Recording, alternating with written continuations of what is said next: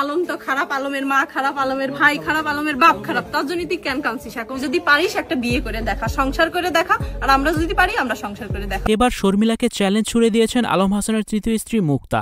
শর্মিলাকে বিয়ে করে দেখাতে বলেছেন মুক্তা। ভিউয়ার্স, পুরো ভিডিওটি শুরু থেকে শেষ পর্যন্ত দেখে অবশ্যই আপনার মূল্যবান মতামতটি জানিয়ে দিন।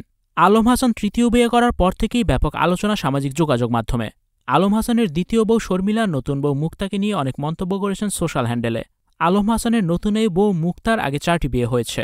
আগের স্বামীর কাছ থেকে মোটা অঙ্কের টাকা নিয়ে আলম হাসানকে বিয়ে করেছে মুক্তা, এমনই মন্তব্য করেছেন শর্মিলা। মুক্তা বুড়ি, তার বয়স বেশি, তার চরিত্র ভালো না। 2 দিন পরপরই সে স্বামী বদলায়। আলম হাসানের সংসার 2 দিন করার পর সে চলে যাবে, এমনই নানান রকমের মন্তব্য করেছেন শর্মিলা। এবার শর্মিলার উপর রেগে গিয়ে মুক্তা বলেন, তুই সারা পৃথিবীর কাছে আলম হাসানকে খারাপ প্রমাণ করেছিস। আলম হাসান ভালো না, আলম হাসানের বাবা মা ভালো না, আমি তো দেখতেছি সবাই ভালো। তুই আমাকে নিয়ে সবসময় বাজে কথা বলিস, কোন সাহসে এসব কথা বলিস তুই? আমি আলমের সাথে সুখে সংসার করতে চাই, তুই পারলে একটা বিয়ে করে দেখা, দেখি তোর কত যোগ্যতা।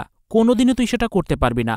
সে সময় আলম হাসান স্ত্রীর সাথে তাল মিলিয়ে বলেন, শর্মিলা যদি বিয়ে করে তিনি পাগলা মসজিদে 5,000 টাকা দান করবেন। আলমের নতুন বউ মুক্তাকে হিংসা করে শর্মিলা তাদের সুখে সংসার করতে দিবে না।